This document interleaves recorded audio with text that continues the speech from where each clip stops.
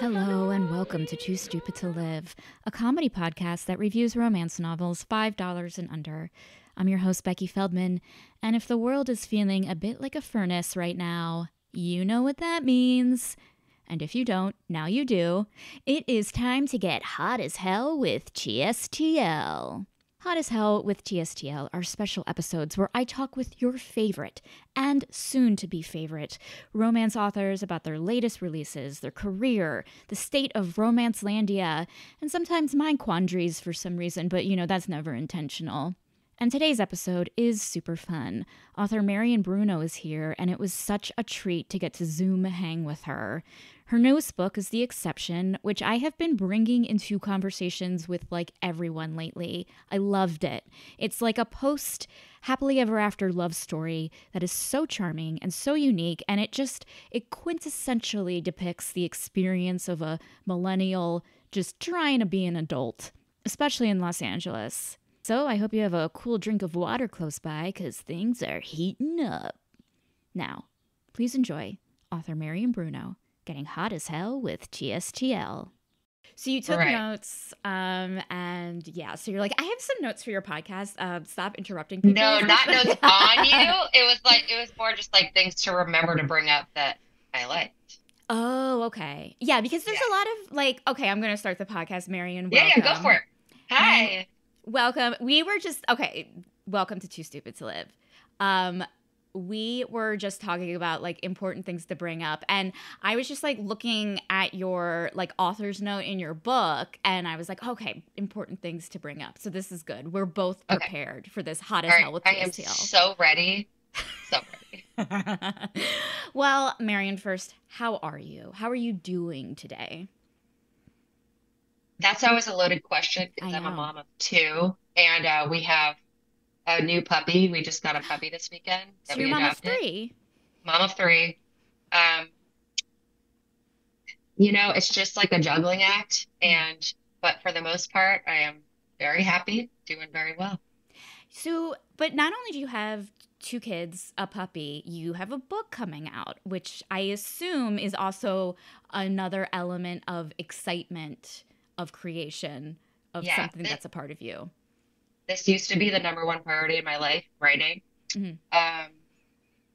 Now it's far down the list, but it is not any less important to me. Mm-hmm. I'm actually writing my third book right now. So that is my favorite part of the day, actually, is when I actually get to write and just create and go there in my mind and use all of this angst and whatever's happening in my life for a creative purpose. Mm-hmm. So as long as I can do that, I think I'm okay. Because I suffer from anxiety and depression. I noticed you had brought something like that up. And that is my outlet. That is my healthy space. Yeah. And that's how I use everything in my life, all the good, the bad, and I put it in my work. Yeah, and you can definitely see that with your latest book, The Exception, which talks about it's a fun. The character's very funny, a lot of funny situations and commentary, but it is about a very serious, very heartbreaking kind of process that a couple is going through. Yeah. As I put in the author's note in the end that this was based off of my experience. Now, granted, my husband and I did not give each other an exception, which you'll find out when you read it or you read the back of the book, that it's about a couple that is suffering through the process of trying to make a baby. And they've been going at it for years. They've called on doctors, professionals, finally, but they're at each other's throats. And I think oftentimes people going through this, couples, it's very loaded. It's there's a blame game going on. There's fighting. It's when you both really want something and you're not getting it, that can lead to a lot of conflict. Mm-hmm. And just when two people aren't happy, So it's about this couple that's pretty unhappy in their marriage and the way that things are turning out. And they decide to grant each other an exception. That is to have an affair, a consensual affair outside of their marriage, one person, 1 month. And the rule is that they cannot know the other person or run into them. And that leads to a whole lot of fun sexcapades. Yes. And it is very sexy. Even with Okay. like the her and her husband, I find very sexy. Like obviously I'm like rooting for them as a romance reader. Right. But I think what was exciting about this book is that I think in for me, most romance novels are, before the wedding, book, Right. and here we are. It's post happily ever after, and granted, it's it's about fertility and kind of making peace with things you don't have, but it still was very romantic, and it's like, oh, you could still have a romance post happily ever after. And I think I was trying to convince myself. That was the writing of this book was, okay, I'm married now. And I wanted to know that romance existed too, but I had to like, you have to create things in your mind before you can manifest them. So if I'm thinking and I'm finding that scenario where there is love again in this made up world, then I can create it in my own life because Mm. I don't know if you're married. Are you married? No, I'm single, no kids. Yeah, You're free as a bird. I know. Um, Real liberated. there, there's all kinds of, I mean, there happily ever after is an idea, but it's in no way real. Hmm. Um, I love to write happily ever after endings. That's HEA. That's what they Yes. call it in all like the Hmm. blogs and whatever. Um, I need to have that in my fiction because that's what brings me peace in that moment. It makes me feel good inside. But in real life, that just doesn't work out that way all the time. Mm-mm. My husband and I are very different. I am super creative. He is like he works really hard. He's a reality TV editor. Hmm. Um, this is where the fun stuff comes in. He works right now for The Bachelor. Whoa, that's a lot of editing.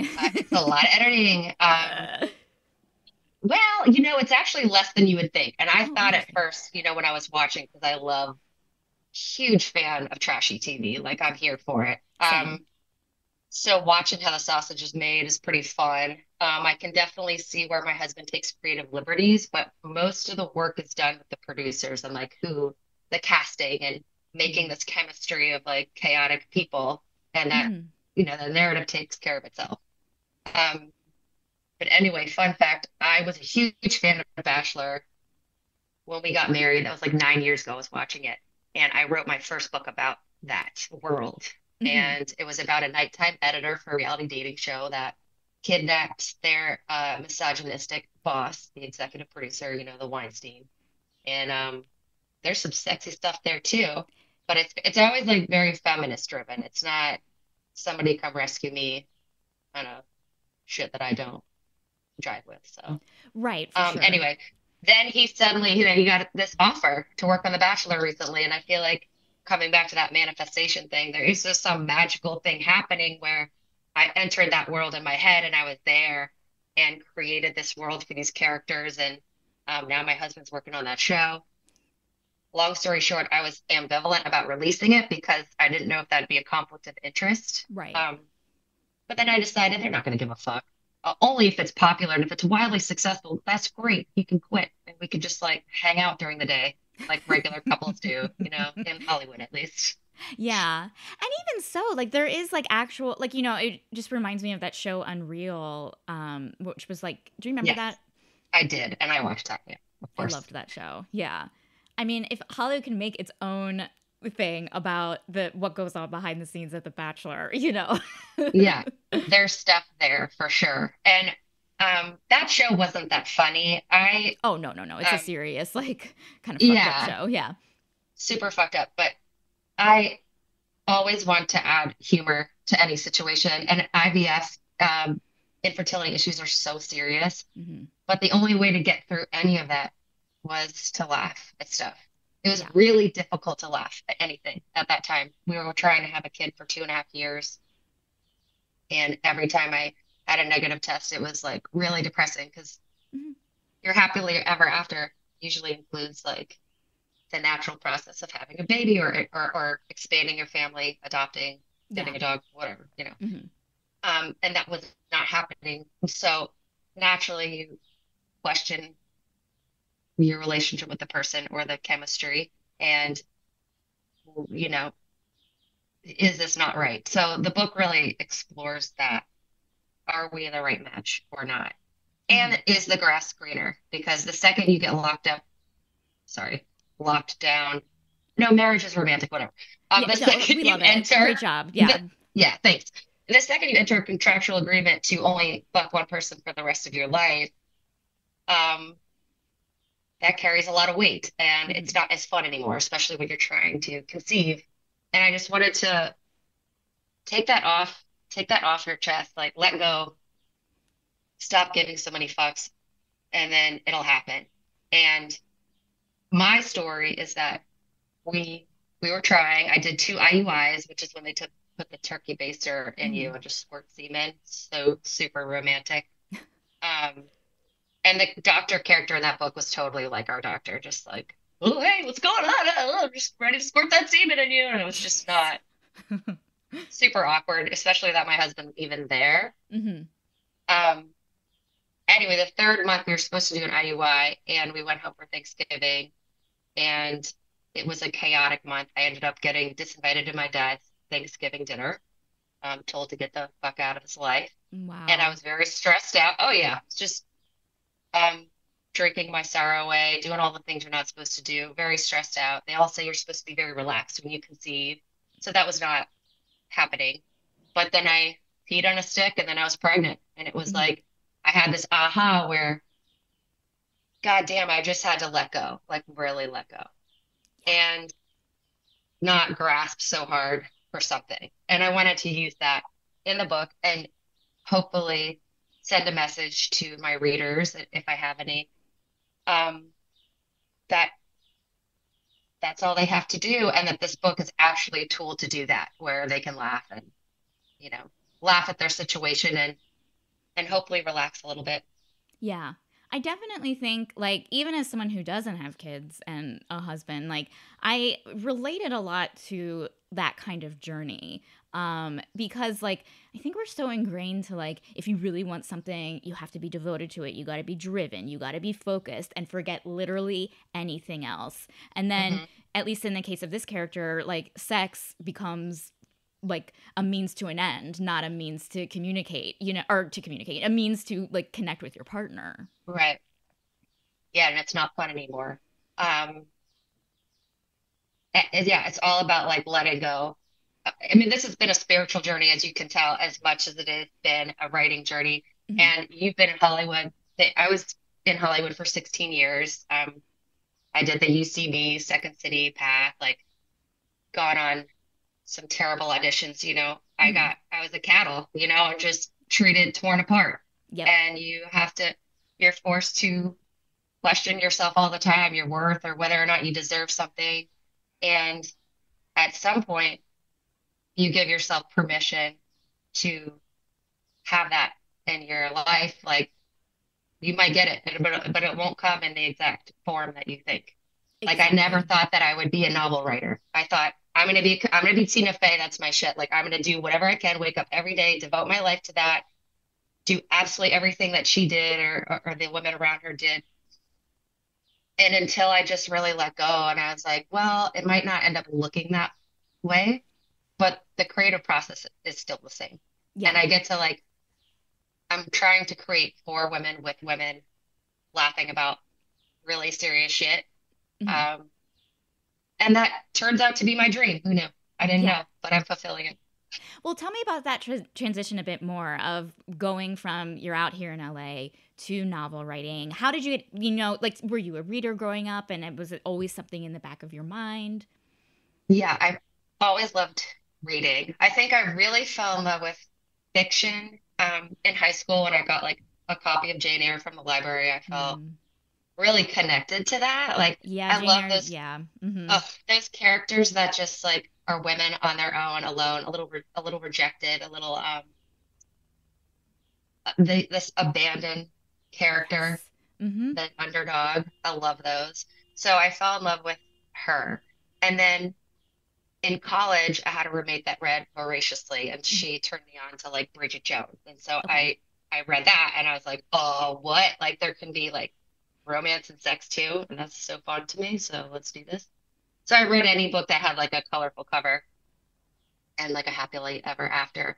And then in college, my senior year, I had finished all my credits early, and I was like, oh, now I can get to take what I actually want to take because I was Mhm. studying communication. So I took a banned books class about the books that were banned. Yeah.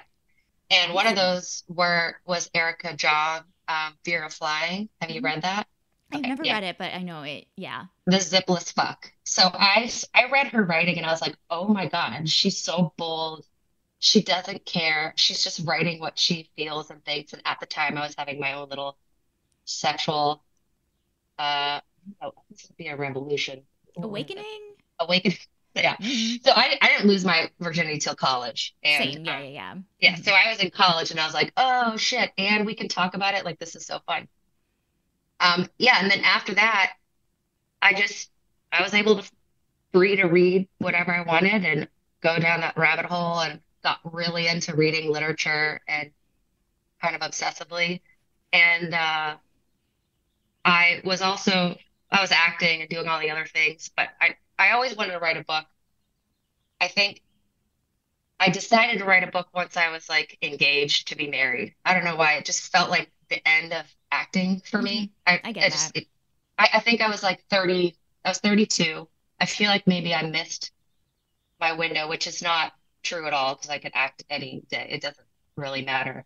But I was extremely disappointed in the industry because I had written so many screenplays, Hmm. pilots. I did a one-woman show. I wrote web series. I learned how to edit. Well, I kind of learned in college, but the technology changed so much. I had to reteach myself so many things. So I was photoshopping, editing, doing absolutely everything I could to take the reins in my career.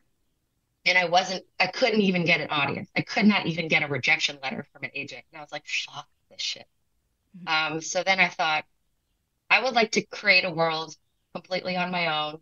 Nobody can gatekeep me because I have created the set. I did the lighting, I did the editing, I did everything. I don't need to hire anybody.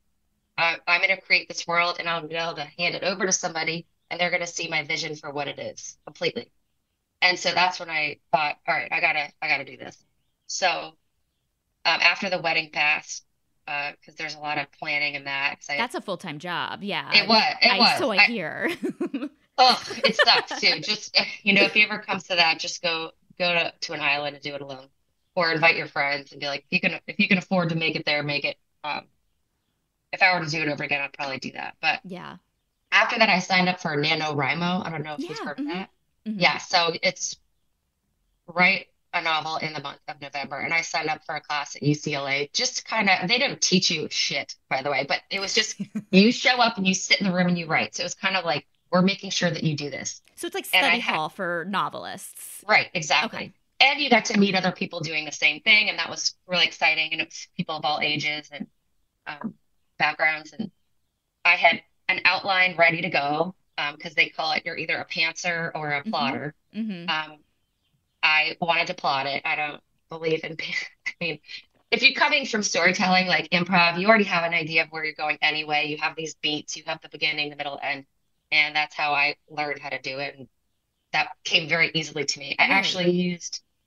I used Save the Cat to write Of the course. Oh outline. yeah. I would do the same because like I've been noticing. I've noticed, like sometimes like I had never written a romance novel, but I read the stories in terms of a screenplay of like act 1, act 2, act 3. Right. Yeah. And usually the better ones do follow that. And the Yeah. ones that are like slogs to get through, they didn't do what they're supposed to do? Right. Like, Yeah. you got to show, not tell. You got to be a little setup. You have to have the opening kind of matching the ending and answering all these questions. There has to be character development. So I just used my skills from screenwriting, and it was like the opposite of screenwriting, where screenwriting you have to take away so much Hmm. description, character, and I loved writing dialogue, and I just felt like I had to clip everything so short all the time when I was writing pilots and screenplays. So this gave me the freedom to just go with it. Like if I really like this scene, and I can just go in there and do whatever the fuck I wanted, and that's Yeah. ultimately what I'm after. Can you tell me about, and I'm asking from like a personal standpoint about this transition of writing for the screen where, you show, don't tell. You have to keep it, as you said, clipped. You have to keep it visual. The transition from writing from that style to writing prose to writing a character's thoughts and feelings, which is usually a no-no in screenwriting. That is always something when everyone's like, "Oh, are you going to write a romance?" And I'll like try, and I'll be like, "I can't do this." Like, no, the director will take care of that. You know what I Right. mean? Yeah, but you can because Yeah. if you can see it happening in your head, you can get it on the page. And if you've done it for screenplay, you can do it for writing. And um, like when I first started writing, I found that my biggest challenge or the thing I was most intimidated by was like sentence structure. How do I vary it? Yes. How do I not keep Mm-hmm. saying she walked down the street, she bought a soda, she whatever. And I think I so my first book I really hammered in and just went back through. I wrote a shitty draft. I went Mm-hmm. back in and I thought, okay, how am I going to make this paragraph interesting as fuck? I got to change up the sound, the cadence. And then I ultimately realized writing is just talking. So, right, Mm-hmm. like I talk and I do talk in a varied tone. I don't start every sentence with I. I'd be an asshole if I did. Um, so just doing that and really studying that and using that first book as like a way to teach myself to not begin every sentence a certain way, to vary it, to like have kind of like a rhythm. That will eventually come naturally to you. So like I'm writing my third book now and I don't Mm-hmm. even think about it. And I go back and read my stuff and I'm like, oh, I got it. Like this is in my head. I'm down. And I think it's more of gaining the confidence Yeah. than anything else. Where Mm-hmm. my fingers land on the keyboard, I'm like ready to go. And I'm already like, I can get an idea across Mm-hmm. with my voice, not Yeah. somebody else's. And Right. so that was one thing. And then what was difficult? What was your question again? Oh, just the transition of writing a prose sentence that's, Oh, right, I right. don't know, Okay. not present tense, like all of these things, Oh, it's so like okay. The tense was also something that I had to get used to and like go back and correct. But I use that first novel to like to do that. And then you can yeah. always hire an editor and a coach. You can hire a Mhm. book coach. There's so much help out there. But anybody that thinks about writing a book, I always tell them do it. Like it is so satisfying.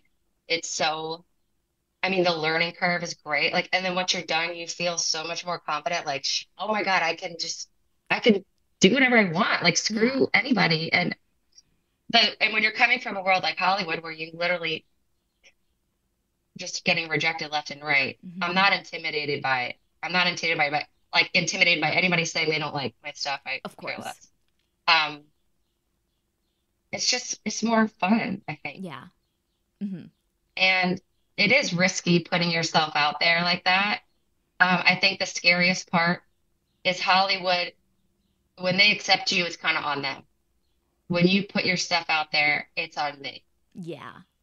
Mhm. So if somebody doesn't like my voice, they don't like my voice. Yeah. But I'm not looking for those people. I'm looking for the people that do like it. Yeah. I mean, cuz I think like, when you are publishing, you like I feel like in Hollywood like you can like research who you're auditioning for or who you're going to have a meeting with, and the yes or no, you can look at their IMDb page, right? But with like readers, there could be anyone, like it could be just anyone, and you don't know who you're going to like touch and reach out to and kind of really connect with. And at the end of the day, that's all that matters. That's the only thing I'm after is connection. That's it. Yeah. I don't care if I make any money. I literally like I didn't make any money from doing this for a very long time. This has been, a couple of Hmm. decades or whatever. Um, at this point, I wrote this book for women going through something similar as me and saying basically what I wanted to tell them is that all these feelings are valid. They're okay to have. And there is light at the end of the tunnel, whether it's a baby or not. Hmm. Um, but the ultimate journey is to know that you have control over your own life and how you look at things. And, if there's a baby at the end of that or a marriage or whatever it is that you want, um, it's more about, it's just about the journey. And the book was so fun to write because I wrote about the journey kind of like of my life in Hollywood. Like I look back Hmm. at it and I can either think, oh, I failed and come back to the South with my tail between my legs, or I had so much fucking fun. I had a blast. And a lot of those times, like I wrote about in the book, were friends, doing mushrooms in the desert Yeah. with my friends and Hmm. going to live shows and seeing my friends do improv and all that. I do like, I don't know which book I made fun of improvisers. There was an improv joke in this. Okay, okay, Yeah, okay. All because right. How did I'm you like hear about, how did you feel about that one? loved it. I mean, I say as an improviser, and which I still do. It's horrifying going to improv shows. Oh God, yeah, you're like, is this gonna be funny? Is this gonna suck? Like it's Yeah, I mean, like, there's good impression. For some reason, a thing came up and it was like a thumbs down thing. I don't know why it oh did really? that on me. Oh, but anyway, because it was probably like my conscience saying, like, don't make fun of your friends who do improv. But Yeah, no. I'm going to. No, I even improvisers, like, I feel like going to a bad improv show with no one in the audience is, I'd rather go to the dentist, you know? Oh, and they're just looking at you like, please laugh, like save Yeah. me. I feel very, and I'm an empath, so it's really Mm-hmm. hard for me to sit there and watch somebody struggle. Like Same. Yeah. it's, and I know that you're like a theater person, but I have a very hard time watching live theater. For some reason, I feel Mm-mm. like that's harder than comedy, even to me, because I'm so hyper aware of the actor on stage acting that I just like I can't get out of it, you Yeah. know? Mm-hmm. And there's not that, like, most of the time there's a release of laughter, but in theater that's serious, you just have to sit there the whole time, like, this shit's not real, but okay. Yeah. I mean, obviously, very good theater will take you out of that. Of Um, course, yeah. But there's also, but like, there's very good theater, but there's also like very, I say interesting theater, and by interesting I right. mean There's no bad. bad. Yeah, Yeah, there's yeah. no bad. Yeah. It's always interesting. Yeah, we're here to lift each other up, performers, writers, all of them. Yeah. Mm-hmm. Mm-hmm. Well, like, so there's obviously these like vast differences between novel writing and being in Hollywood, but like, what are some like surprising similarities you found in both processes? Well, when you're writing your first draft, it requires improvisation. You have to, Mm-hmm. like you say, yes, and you just go down this rabbit hole with your character. I try to embody the character. I think my background in acting and comedy has greatly helped my dialogue. Mm-hmm. I read writers that clearly don't have a background in that sort of thing, and their Yeah. dialogue is lacking. Where I'm like, I wish I could just go in there and punch this up. People do not talk like this. So Yeah. it's very helpful when writing dialogue. Um, Raising the stakes, that's always Yeah. Mm-hmm. helps, to have super high stakes and have characters with a strong point of view. Mm-hmm. And those are usually the most fun to write anyway. Um, yeah, I think I answered that. Yeah, I feel like just because some of the stuff where we're just like we're in Becca's head, like it does feel very much like a monologue, like a stand-up thing, or like even sometimes it reminded me of like a Dorothy Parker story where it was just Oh, like these really? monologues in her head, of just like these are her thoughts. They are so weird and out there, and then you think this strange thing, and then you go back, like I really like it, you really it. There was something very like. I felt a one woman show maybe in that. You know what I mean? And I was doing that. I think what was so hard about doing those one woman shows and things is that I would work so hard writing it and I loved writing it. And when it came to perform, I would get so anxious, like Yeah. before any stand-up show, like really anxious. And I found myself like going to alcohol to kind of like ease that tension. And that would either mean an amazing show or a show where I was mumbling a little too much. Yeah, yeah, yeah. But either way, it wasn't healthy. I knew that once I wrote it down in a book, people would get to read it in its best version Mhm. and take that performance element out of it, and then I could really just talk to the reader the way that I wanted to begin with, Yeah. and put my one woman show on the paper. Mhm. Yeah. So yeah, and you're right about that. There's no denying, like I just talk through my characters. A lot of my main characters are me. I'm not even gonna hide. Um, Me in different situations. This most recent novel I'm writing is the most autobiographical one. I've stayed away from my story. Besides, I mean, there's elements like Right.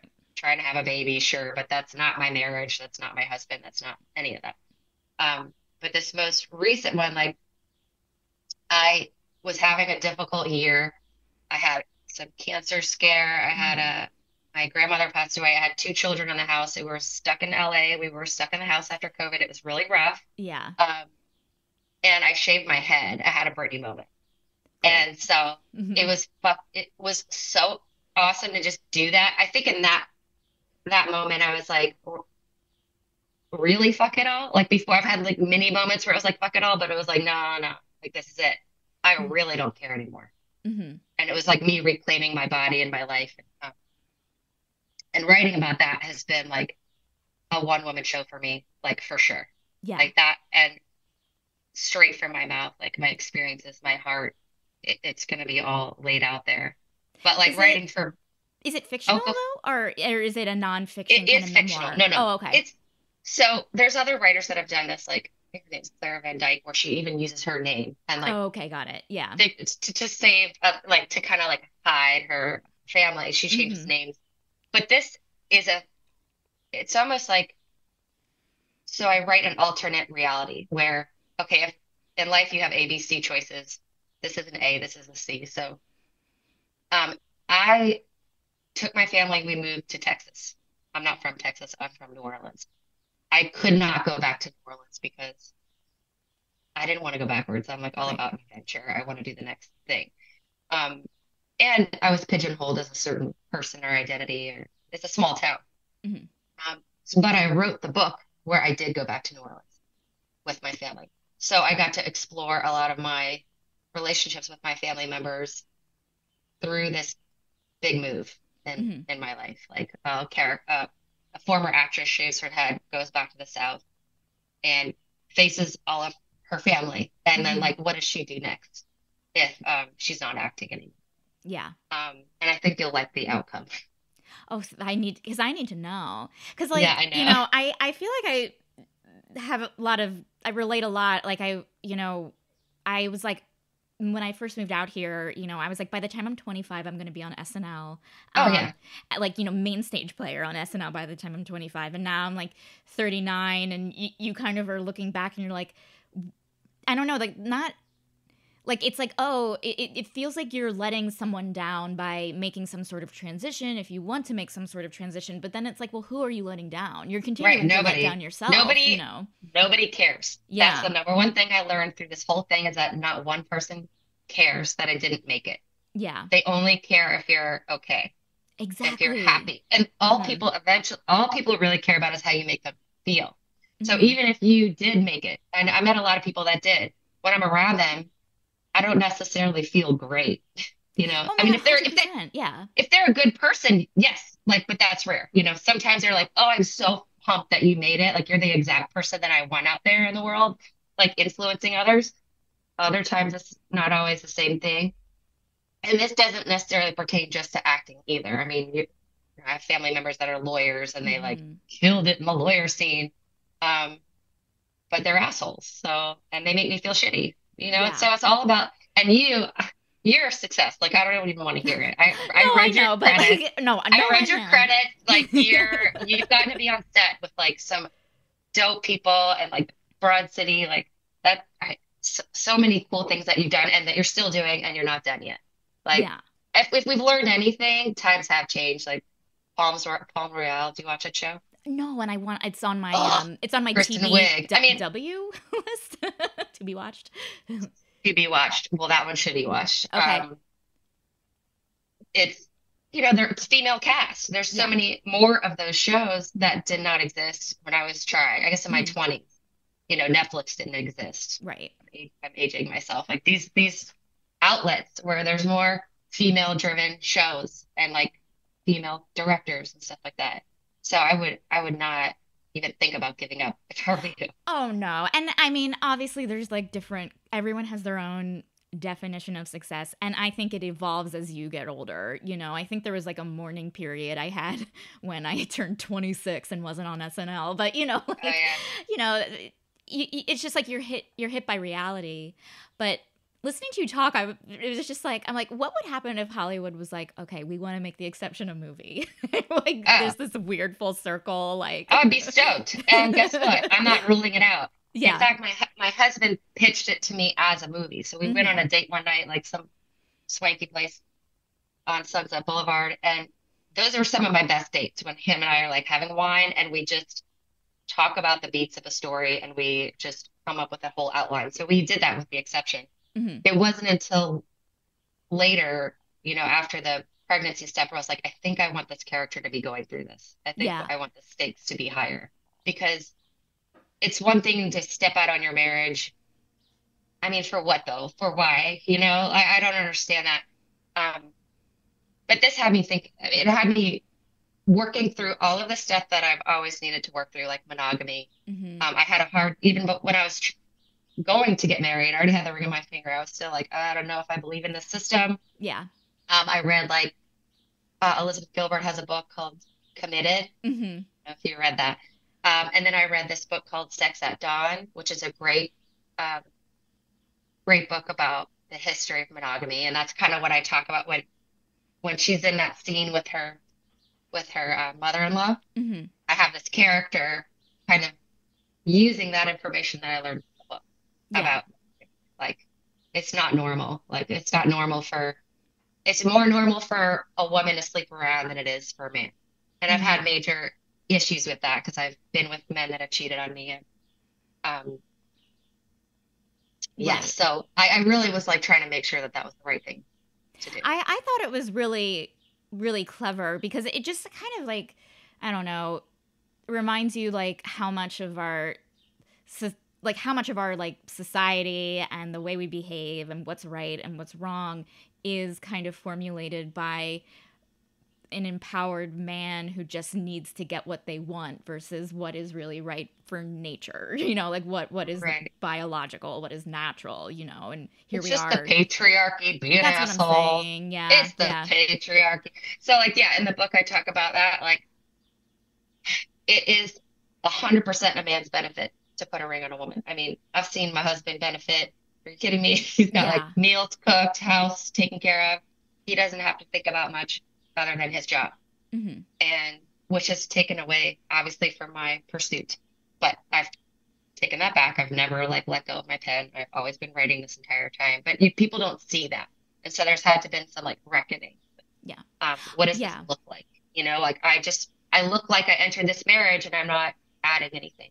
Um, and that's like a whole other thing to That's so contend with. And I, relatable. Yeah. yeah, Because, like, have a lot of my, female friends who are coupled out here who have partners who, again, you have your ups and downs with successes. And when you have your downs with a success and your partner, let's say, is having more success than you, they're going to work, doing these awesome things, and you're at home making dinner. And it's like, am I a housewife? You know what I mean? yeah, Like, like what the fuck happened? I looked at yeah, my life and I was like, whoa, I fell into this trap. yeah. My husband is not that person. He didn't put me there. Of I think course not. No, no, no. you Yeah. just you get comfortable in your role, I Hmm. guess. Yeah, it's But like, well, you're home, they're not, and something needs to be swept up. You do, right. yeah. The job needs to be done. And it is Hmm. a job. Like Yeah, raising children is a huge job. I am so blown away by women that have careers and babies. Like it it's never wild. ceases to amaze me. Yeah. Yeah. I think, like, with Becca's journey, like, it was about, I mean, obviously it is about, like, fertility and becoming a mother, but there's also this journey of her, like, finding her identity. And it wasn't necessarily becoming a mother that did it. I was just like thinking about, like, she's really into cooking and she kind of, puts together this, like, YouTube channel. She meets her best friend Macy, who, like, to me, I'm like, that's the romance of the story a little bit. Exactly. I love friendship romances. I Yeah. love it. And when it comes, I mean, when it comes to any kind of plot, I love a romance. Relationships to me are the number one thing. Like at the end of my life, I want to be like, I had super solid relationships. So a friendship romance is just as important to me. And I have that in both my first two books. Like I just, there's friendships, they have all the conflict that a marriage does. There is like, sometimes you're like, I should break up with this friend or stay with Hmm. this friend. There's all of that moment. And then there's those friends that you've had for 20 plus years or like your day ones that you're like, yeah, this was effortless. Yeah. And this Hmm. is that's the happily ever after. Yeah, and I think like right now, I mean, it's hard to make friends in your mid 30s, you know, Yeah, and really hard. especially really hard, and especially ones that like it isn't superficial, you know, like just a really good grounded friendship where you get deep, you can joke, you know, you just get each other. There's a symbiosis there. Right. Um, and I knew if anything could take this character, Becca, out of her head and her misery, it would be another friend. It would be a friend, Yeah. a girlfriend, you know, to Hmm. go like take her out of her element and be like, dude, there's a whole other world up there. Like you've been in this house doing this shit for him, but there is so much more. There's music scene, there's the Hmm. desert, there's nature. And I Yeah. love nature. Nature will always like show up in my work. Yeah. Um, Hmm. Um, that's what was the character? Was Heathcliff is the character that you know is her exception. yeah, Um, maybe, maybe not, but spoil. You know, he is. right. Is he based on anyone? Because there was something very like distinct about it. Like he felt like Did we he know feel that. real? Yeah, I'm not saying that Good. like with the exception of him living in the RV, like there's just like something I don't know. I used to walk dog. Well, sometimes I still do. Like walk dogs and like there were a lot of like chill guys that I'd, you know, go I never like saw them, but like they were photographers or editors or just like in the arts and I'd like go into their house during the day and like take out their pit bull for a walk and I'm just like looking at their lives and they're like single and they're in the 50s and it's um like but they live like they're in their 20s and like don't Right. have like hand soap, you know, in their sink, you know, like and it's just like Because they don't have a wife. It's just because they don't exactly, have a wife. yeah. He's so it just like felt so like real, you Well, know what I mean? Heathcliff is an amalgamation of every man that I slept with in my 20s, Okay. which there were Great. Yeah. there were many. I had a lot of boyfriends and I had a good time.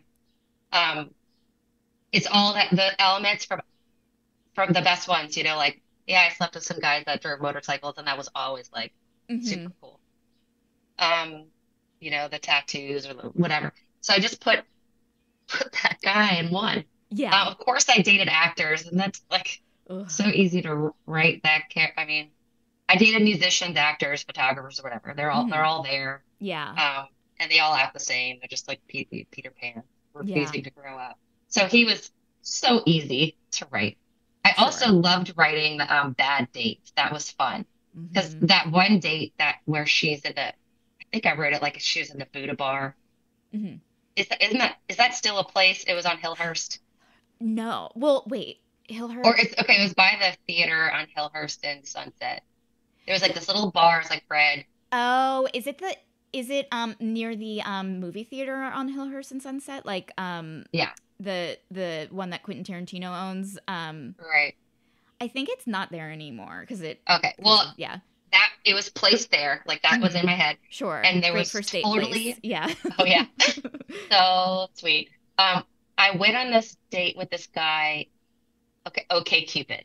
Oh, Oh my God. yeah, that's I'm silly. dating Yeah. myself. All right, so Hmm. I got married before the other apps came out. Hmm. Okay, Cupid was like the one that was happening at the time. I went on a date with this guy and he looked really different on the picture. He's like Of course. just yeah. I met him, of course, he's like 4 foot, what 5 foot, whatever. Of course. Yeah. Shorter. But we had this conversation where he was being very like veiled in what he was like he was the director's son. I never got the name of Yes. who his dad was, but it was very clear that he was so huge that like he was looking at me like I was trying to get a piece. And I was like, I don't even know who the fuck you are. Like, Yeah. what are you doing? And by the end of the date, I was like psychologically analyzing him and helping him. And I was like, this isn't going to work. In my head, I was like, this is not going to happen, but I just need to help this person see how wrong they are. And Hmm. in the end, he was like, "What? So like, would you like to go for a walk on the beach or something like that?" Like he turned cornball it was unbelievable. It was like a puppy. At first, he was like, "I'm a bulldog," and then he was just Right. like this puppy with a waggling tail, being like, I really want to take you out." And then he texted me later, and he's like, "I just threw up," and I was like, "Okay, what What? do you?"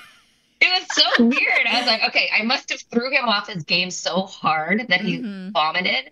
Very proud of myself for that. Good Um, job. I'm so impressed. yeah, I used that and to write my scenes about her little dates like gone wrong. But that Hmm. was all just to say that like it's the grass is never greener. Like Yeah. it's just it's not. Yeah. I mean, it's interesting because it's like when I was like on a bit of a dating spree like pre-pandemic and joining OkCupid and joining actually it was still OkCupid, but they're it's opening themselves up to like you can say if you're non-monogamous, if you want an open relationship, things like that. And I ended up going on a lot of dates with people who were very open about their open relationships, and there would be this thing of like someone would be like, yeah, so my wife said have fun meeting Becky, and I'm like, I can't. Stop. Like what it was Really? yeah, this happened at like there was some bar, it was a bar on Sunset because that's where a lot of like those first dates, Yeah. it's pretty easy parking, they're right there. And yeah, he was like, no, it wasn't his wife, it was his girlfriend. He's like, yeah, so my girlfriend Stephanie was like, I hope you have fun with Becky. And because she wanted an open relationship and he wasn't sure about it, so he was going out, I was his first kind of date. Like, so he was very open about how nervous he wasn't sure about this, blah blah blah, like he was doing, and I felt like shit obviously, but like Who wants to be like the second person in that scenario, you know? yeah, I felt, You want to be yeah, the first. exactly. And it was like, even if that were the case, like it was yeah, like Did I you was know like I it could have been anyone, going like into the date? Did you know that? no, Oh God. he said on his like I think it was Tinder, it was either Tinder or OkCupid, but like people are saying, open, I'm in an open relationship, and I'm swiping yes on it, so there's obviously like a Well, you're responsibility on my open, end. Yeah. but I think probably you're hoping that other person will leave the other person and Well, be with sure. you. Yeah. I mean, I that's my dream about If like, you like a happily ever after, then that's kind of what you're after. yeah, like I want like, Chris Hemsworth to do that to me. You know what I Yes. mean? Like that would be a dream. But like I guess I was just like I wanted to go out and just get out of the house and meet people and not necessarily like do like it was just to experience life. And Yes, yet like it should be fun too. yeah, You know, and just it's not. meeting people. Yeah. No.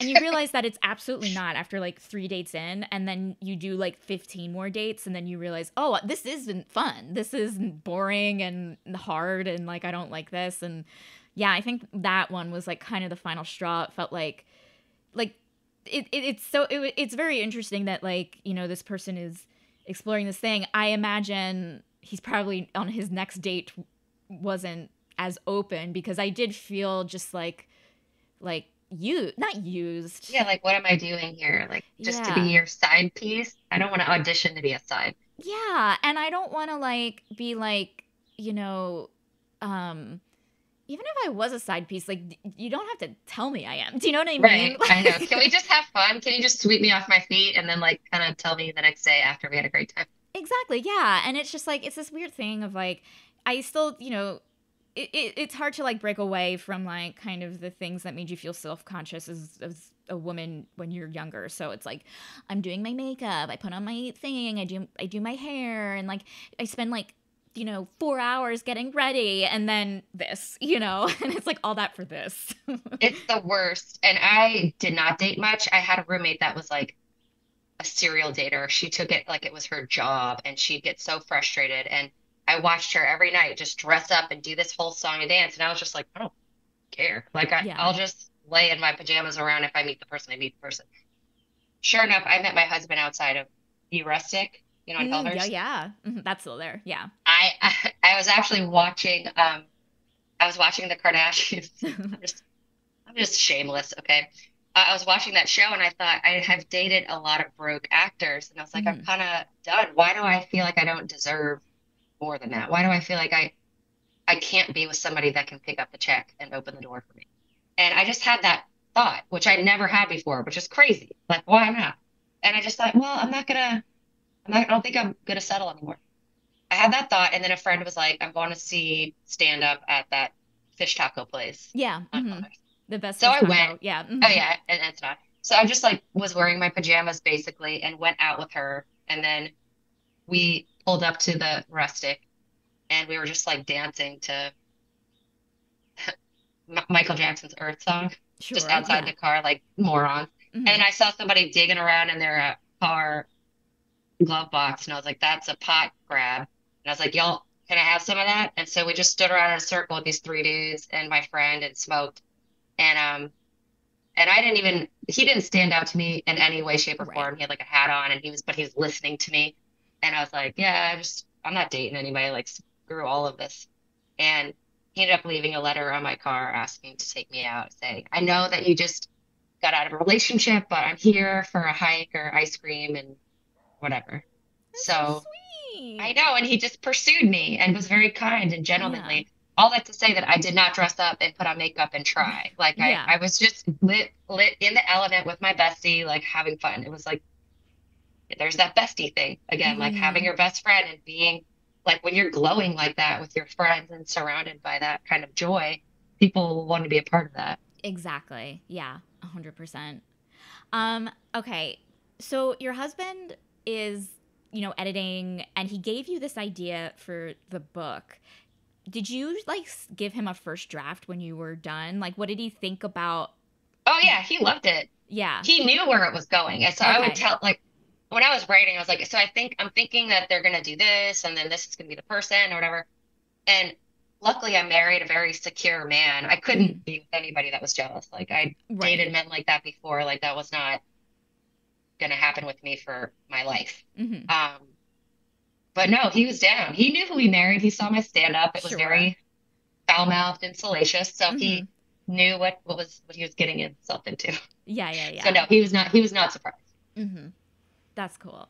Yeah. Yeah. I mean, and again, like I really enjoyed just reading it. I think like even as a woman who I don't plan on having kids and getting married, like I really still related to the main character because it no matter what, I think you're feeling these huge pressures put on you by anything, even if it's to like have a the brand of washing machine you need, like all of Right. this stuff. And then just like having this realization of like, I need, like, my problem isn't me. It's like me bringing in all of these pressures, thinking that there's something wrong with me, and then realizing, oh, I just need to let it go.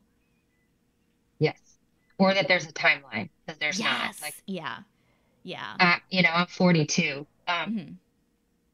Say my writing career takes off, I wouldn't, as a 25-year-old, I wouldn't have thought that that would be possible, I Yeah. guess.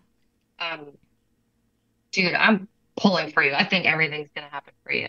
Aw, thank Yeah. you. I'm pulling for you. Thank you. I will be fine as long as I have a creative outlet. I Yes. think life only gets harder. Even if I did have this like huge book deal, there's still health to contend with. You can't have control over that as an aging woman. I'm hyper Hmm. aware of that. Yeah. And also the health of your children and all that. But yeah, as long as I have an outlet, and so I really do. I think back about improv, and I look back fondly and wish I could laugh more. That's something that's really missing in my life. Laughing Mm-hmm. with other people, because believe it or not, out there in the real world, not in Hollywood, people are not that funny. Like, No. well, I mean, what I mean is people that value comedy as much as like you do. I see what you're saying. Yep. You Hmm. see what I'm Yeah, yeah, saying? yeah. Like they Yeah. might. I looked at the person and like, okay, she's crazy. She's the funny, crazy one that says whatever she wants. Like that's my job, my Yeah. role. Hmm. Um, and that's hard. That puts a lot of pressure on me too, because sometimes I just want to sit and listen. I want somebody to make me laugh. And Right. you are still in this circle in this environment where that's possible. And that is like the most beautiful thing. So Aw. enjoy it. Thank you. I mean, I'm probably going to move in with you next week, but thank you. I'll Oh, enjoy it for the I summer. have a special space. Oh, I'm in stop. my guest room.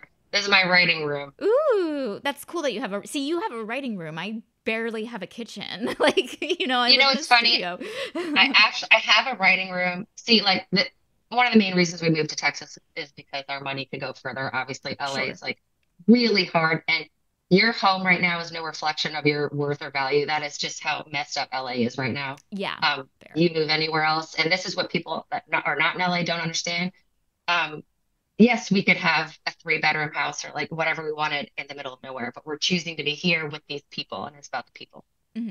But yeah, we have a lot of square footage. It's dope. We have two cars instead of one now. Like we just built a pool. Like life's good. Like we're good. Yeah. Yeah. I mean, and I just think in this day and age, like, we're all learning that you don't need to be in a specific physical location to fulfill your creative needs. You literally can do it anywhere. No, and I've never felt more agency over myself and my career and my voice than I have here. I Yeah. think what matters most is that you're safe and like you feel safe enough in your home and your environment to be able to pursue what it is you want to pursue. And Right. I'm luckily in a safe relationship.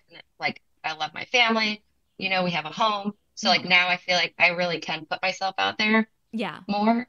And maybe that all needed to happen first before like a career could happen for me. Yeah. And, you know, yeah. So there it is, I Listen, guess. yeah, I'm happy for you, man. Like, I just like feel like, there's just like I feel the liberation that you're feeling. Like I can sense it through the Zoom call. Yeah. I mean, there's always ups and downs. Like, as you can see, my hair has grown back.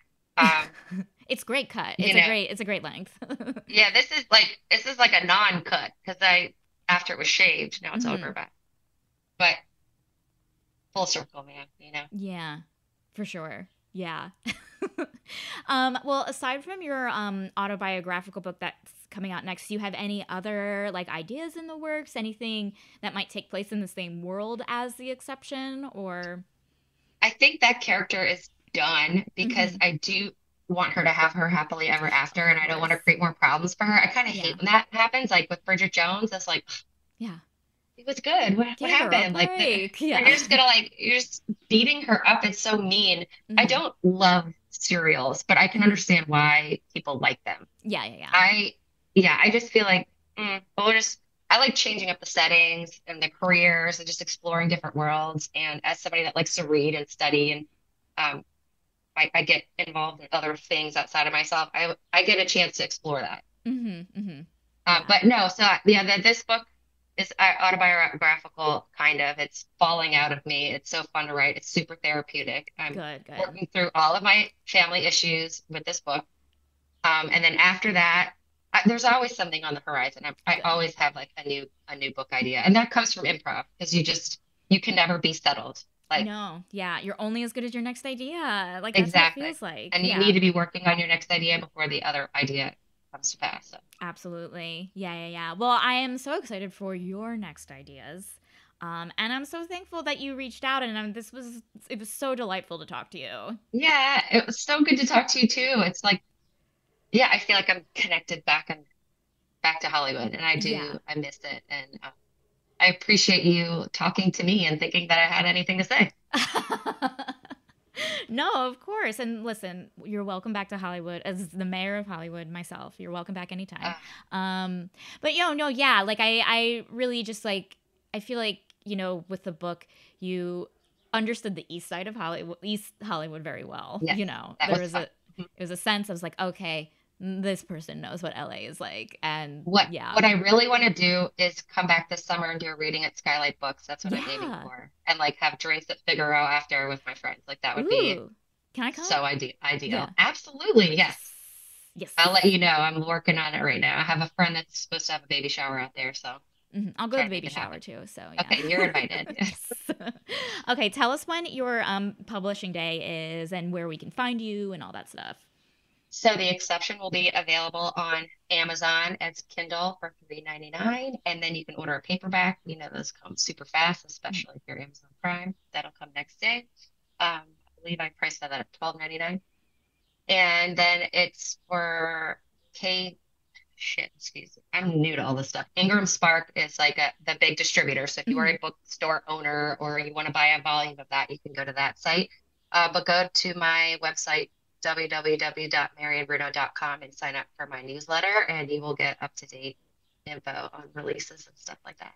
Awesome. Well, Marian, it was such a pleasure talking to you and thank you again and congratulations on everything.